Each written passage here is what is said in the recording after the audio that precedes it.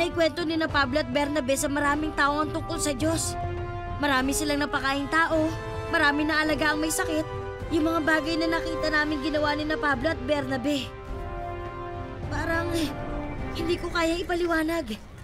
Pero ang hindi ko maintindihan ay yung nangyari noong isang araw sa... Saan nga ba yun? Sa Ikonyo. May mga taong gustong pumatay sa kanya. Tulad ng mga nasa Jerusalem noon. Paano kung walang nagbigay sa kanya ng babala? Paano kung walang tumulong?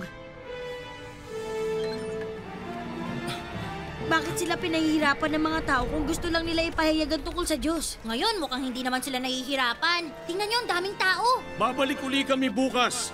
Sabihin niyo sa mga kilala niyo, ang pag-ibig ng Diyos ay para sa lahat ng tao, sa mga Hudyo at mga Hentil, mga bata at matanda, mayaman o mahirap, malakas man o mahina.